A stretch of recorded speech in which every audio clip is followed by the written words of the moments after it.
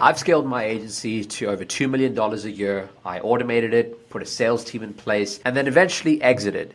Now, here's the thing. I've been in the game for the last 11 years and I still actively run agencies instead of just selling a course like some guru. And in this video, I'm going to give you a raw breakdown of exactly how I've operated in this space successfully for over a decade, scaling not just my agency to multiple seven figures, but two other agencies to eight figures, because how we make money online is completely different to what's actually being peddled online. And here's the truth. We focus completely on client results and fulfillment. We charge a small retainer to cover our time and our team's costs, and then we charge a hefty performance on top. All right, so I'm going to explain to you why the performance plus small retainer model works really, really well. You see, the truth is that most agencies out there are piffing really hard, and then they go and freaking sell some course and teach other agency owners what they did well for like a month or two. And nobody can really run their agency long term like this. Even if they charge these small retainers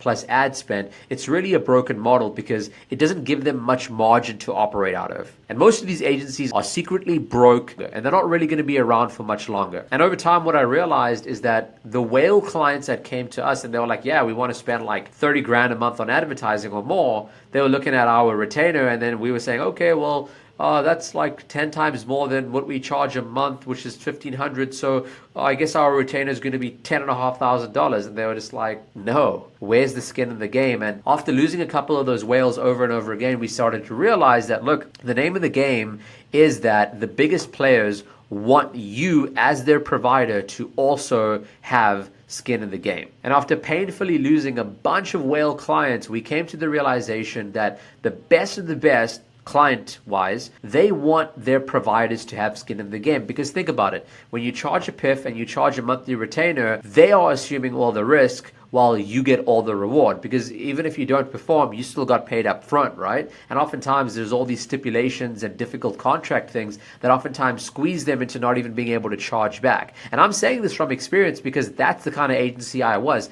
I had clients charge back when we admittedly did not do a good job, and just because of the way in which our contract was structured that they signed off on, they lost the disputes. And if you want to continue to operate like that, where it's a win-lose situation, then by all means do that. But mark my words, you're not going to stick around for much longer, because there are other agencies out there that actually put their money where their mouth is, and they will say, hey, look, if you don't get results with us, then you're not going to pay. And that's what allows them to feel comfortable to want to spend 10x more, because you see, the thing is that they know that if they don't win, you don't win. And the only reason why you're suggesting to spend more, or you're feeling confident about putting more ad spend into the ad account, is because they're getting results, and you know that the more that they sell, the more that they make, then the more that you make. And then the cool thing with this as well is that I found oftentimes that if the performance wasn't good a few months when I was on the old retainer model, I felt like I owed them something, and I would feel shy and embarrassed to get onto the weekly check-in call and just tell them, oh yeah, well, we didn't get that many leads, or our cost per lead went up. With this performance model, it doesn't really matter, because if the cost per lead spikes, which is just normal in an ad account, they're not getting all butthurt over it, being like, yeah, well, we're paying you all this money, we need to see consistent results day over day. Because you see, that entire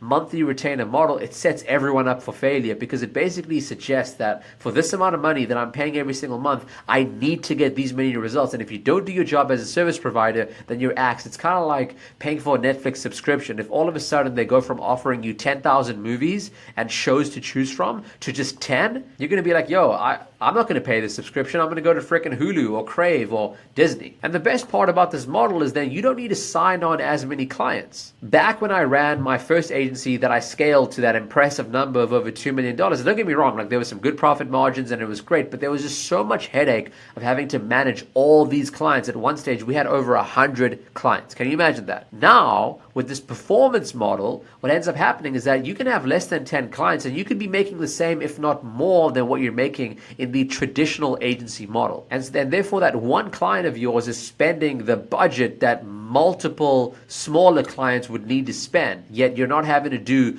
multiple ad account managements, you're just managing one ad account. So think of the simplicity of that, and then how you get to really focus on the media buying, the ad strategy, the copy and innovation, and being creative and testing new angles, because you have the budget to test all that. A lot of these smaller clients, they want to spend like $50, $100 a month if you're lucky. They want to spend $50, $100 a day if you're lucky. How much testing can realistically happen on that? How much scale can realistically happen on that? It's like trying to operate in such a constricted, tight space. And getting results just takes much longer, and therefore the time delay between them paying and getting a result is much larger, and therefore they're more likely to churn as well. And so the additional benefit with this model now that you will see is that now you're not having to focus so much on your acquisition, right? It's really not so much of this push to constantly close clients and get clients. It's going from quantity down to now quality, which again, that one client could easily equal 10 to 20 smaller clients. And the great thing now is that instead of investing money into a great sales team and that they have a performance and a base to cover, and that could easily be $8, $10, $15,000 a month in overhead, now you can pump that money instead into your back end and having a great media buyer, having great ad strategists on the team that are actually innovating on the product, because guys, ultimately that's what matters at the end of the day. It's the product that has people stay, because you can spend all this money, acquire the client once, but it's just so much more profitable to be able to keep a client long term, because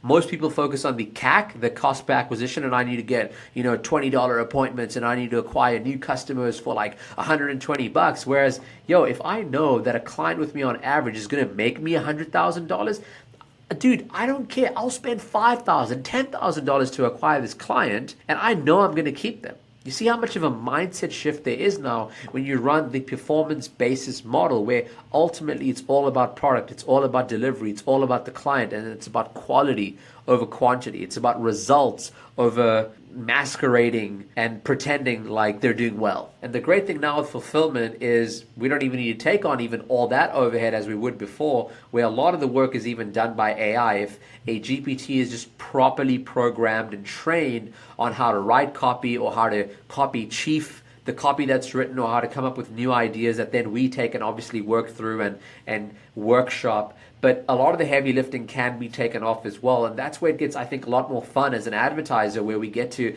come up with new and novel ways to ultimately drive demand, which is what we do as advertisers. We drive demand for the sale. So booking the call, or booking the appointment, booking the estimate for our client, where they get to then focus on their sales process and actually making money and squeezing dollars out of the opportunity you've presented them with. And in many ways, this performance model that I've been talking about in this video is very ripe for taking. Is a great opportunity for anyone that is in a niche. Okay, ultimately, if you're in, for example, roofing or dentistry or chiro or med spa, you name it, this is great because it's hyper specific, hyper focused, and even more so if you can focus in on a niche within that niche, right? For example, you have personal injury attorneys, you have residential roof replacements for roofing contractors, or you have kitchen remodels for remodeling contractors, right? Getting really, really specific on that allows us to then almost become this almost neurosurgeon of our niche, where the general doctor gets paid peanuts compared to the actual specialist, right? And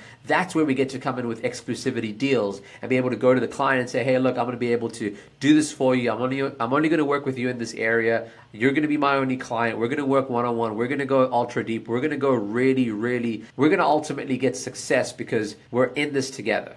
And then as time goes by, it becomes a lot easier to take the results of that one client and then paste it on to other clients that are in obviously the same niche, but in different parts of the country or the target country that you're going after. So then you can scale horizontally by going after more people in the same niche, or you could actually scale vertically by ultimately helping them advertise more of their existing offers. And maybe the roofing contractor has gutters, for example, that they do, or maybe they have a sister company that does remodels, for example. And there's a lot of ways in which you can actually go deeper with the existing client and then squeeze more lifetime value out of them. So there's a lot more opportunity for scaling as well, which becomes available to you if you go with this performance model. And I would also venture to say that, look, if you're able to do it for one industry like roofing, it does become fairly easy to transfer over to other industries. I mean, I standing here today, even though I know nothing about dentist and chiro, I've helped a bunch of my one-on-one students scale in those niches because it's ultimately all the same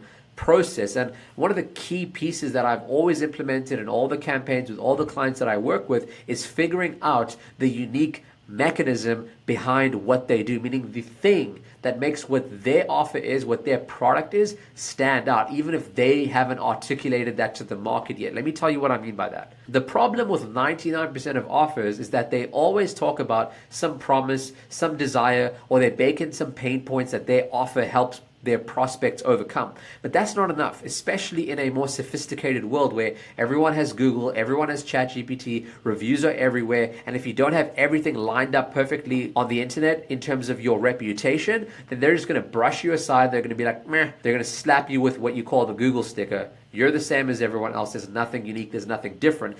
Whereas instead, if you have articulated a unique vehicle, a specific process, a proprietary method, a system that is unique to you and your business that will help them get the result that they desire, then that is ultimately infinitely more valuable to the prospect that's viewing your ad, that's viewing your offer, because then they realize, man, this guy's different. What he's doing is unique. And it's giving me this feeling that I need to try this so that I can get the result that maybe I've tried even dozens of times to get, but haven't gotten thus far. And that's why taking the time to actually look at what we did differently as an agency was so helpful. And I guarantee you there's something there that can be different. You know, whether that's your call center and the way that they've been trained. Maybe it's your unique understanding of the industry that you've baked into a 3-part process that makes you stand out from everyone else. It's really taking the time to articulate what it is that you do and why it's different and how it achieves the result that is so valuable